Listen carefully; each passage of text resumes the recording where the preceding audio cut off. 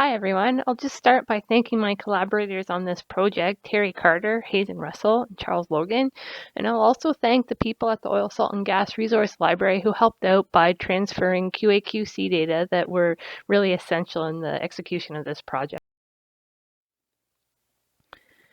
Many people here will be extremely familiar with the high level of effort that went into the construction of the Southern Ontario Bedrock geological model. That included both expert geological guidance and extensive quality assurance and quality control, or QA/QC, on the historical data. There's uncertainty in any model that's inherent, as a continuous surface is being generated from point data. And in this case, this point data is historical, has variable density and accuracy in a spatial sense. To support the informed application of this bedrock geological model, this project provides an assessment of the confidence in the model or a visualization of the uncertainty. For smaller geological models, there are well-established stochastic frameworks for quantifying uncertainty, such as those presented by Wellman and Lindsay.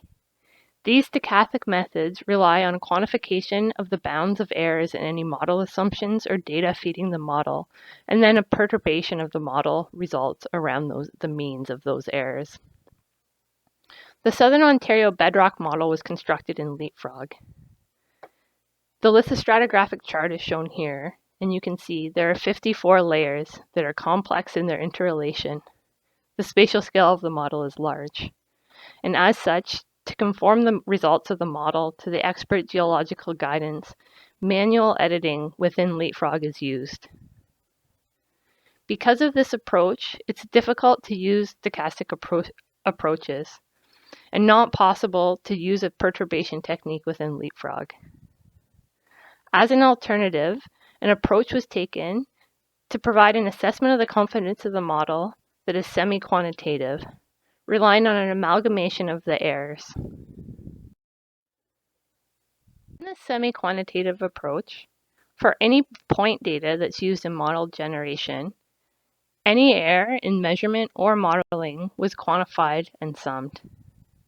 And then for regions without any data support, which for some layers can be a large proportion of the area, an approximation of uncertainty is applied. Measurable or quantifiable error for data points includes errors in the horizontal position, the topographical position, the vertical assignment of the formation contact, the model interpolation, and then, as I said, aggregated into a total error. I'll note that in the following slides, all of the data is presented as a mean within a 100-kilometer squared grid block. On initial interrogation of the data, it was recognized that there's a weak spatial correlation due to the variable density in point data within one layer or between different layers. This block method, providing an average, allowed a simple verification, visualization that was consistent between layers. You can see in the image, units such as the Guelph have a large degree of data in a certain area, up to 600 points per 100 kilometers squared, with sparsity in other portions. Whereas Georgian Bay Blue Mountain has a notably lower level of data, with certain areas such as along the escarpment with higher density. The horizontal position error is a measurement of the error in measuring the XY location of a drill collar. It's a component of the database for the point data used in the generation of the model and reflects the method used to get the data point. So this ranges from a proper GPS survey to a lot and concession number. In the generation of the model, any point with an error greater than 1 kilometer was excluded from model building. Of the remaining points, 95% of them have low errors that are less than 200 meters. The resolution of the model itself is 400 meters. And so with this level of error, there's little impact to the overall uncertainty of the model based on measurement of horizontal position. This error was not carried through the assessment. I will note, however, that to the east of the escarpment, data is sparse, and there's several locations where a single data point measured by lot and location is present within the 100 km² block, resulting in a higher average error than those on the other side of the escarpment. The topographical error results from the smoothing inherent in the resolution of the DEM used to generate the top surface of the model. In the case of the Southern Ontario Bedrock model, the DEM used has a 400-meter resolution, so topographical variation less than that scale will not be captured. This results in differences between the point of the collar elevation and the model elevation at the same point. Within Leapfrog, collars are moved so that they are coincident with the model top surface. This error represents the degree that these collars are moved. It ranges from -70 meters to 90 meters. However, most points have a low error, with a mean error of -0.7 meters and an absolute mean error of 2.5 meters. As this topographical error applies to anywhere within the model, regardless of whether there's a point present. So, this error was carried throughout the entire topographic surface, where no data was available, but also over lakes, where the collar is the lake surface and the DEM is bathymetric surface, so the shift in Leapfrog is not as applicable. The average absolute error of 2.5 meters was assigned to any 100 km² block within a lake or where no data was otherwise available. The vertical assignment error is a measure of how well the data point represents the true formation contact. Through expert geological guidance, a value was assigned for each formation that represents the ability to pick the correct contact using the available data. This is a function of the data available and varies whether a formation is easier to pick based on a sample or a geophysical log, and whether that data is available for each formation pick. This varies between about a half meter to up to 10 or 15 meters, depending on the gradational or transitional nature of the formation contact. To account for the smearing that can occur when rotary drilling is used as chips are brought to the surface, an additional 1 meter error was added for any hole that was drilled with rotary methods. These errors apply for any holes that have undergone the QA/QC process by the geologists at the Oil, Salt, and Gas Resource Library.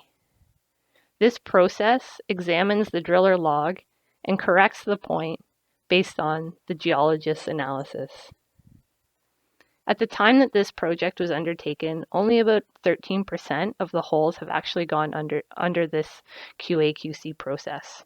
So for the remaining points, we took the average difference between the geologist pick and the driller pick for each formation top and applied that as an overall estimate of error per formation. This error is generally low, but varies based on how easy it is to pick each unit. For example, the Marcellus, the top of the Marcellus has only a half meter error on average for the layer, whereas Georgian Bay Blue Mountain, which has a more gradational contact, has 22.5 meter average error.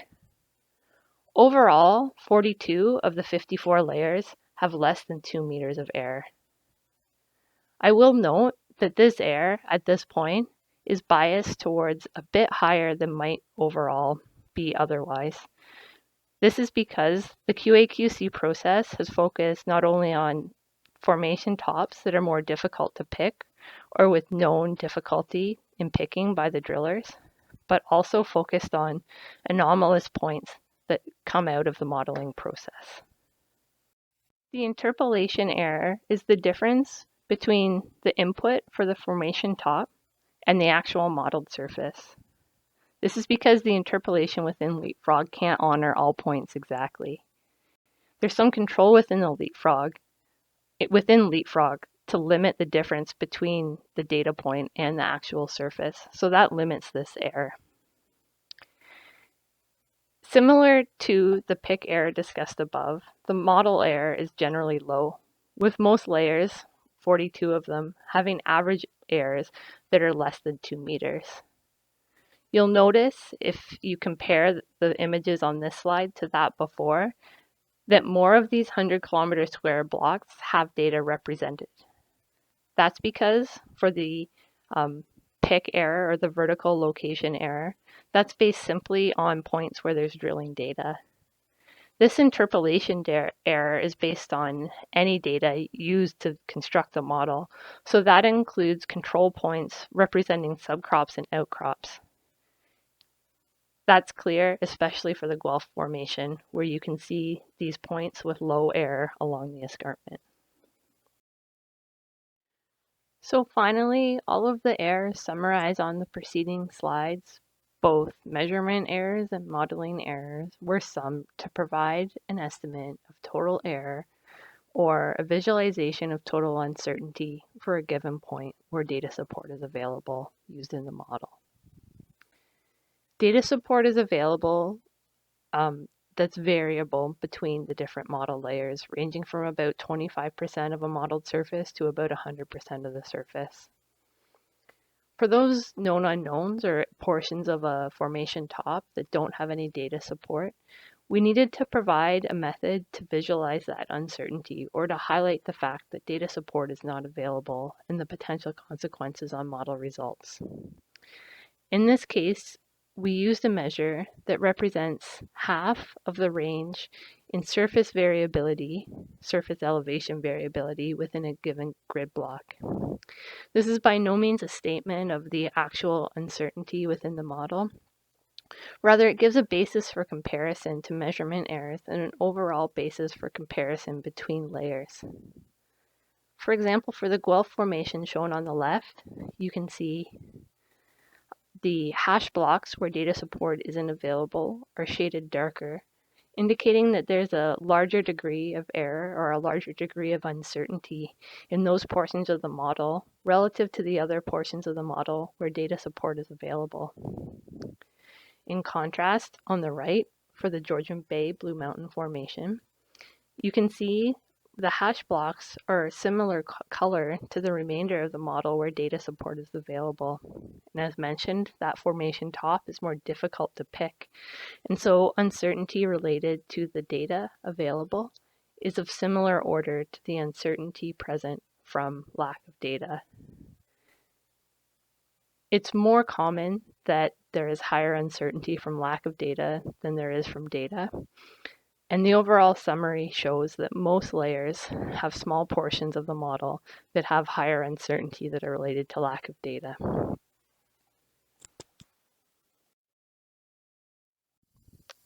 So in conclusion, a semi-quantitative approach is applied to visualize uncertainty within the Southern Ontario Bedrock model. These results will be released to accompany the model for informed application. Thank you very much.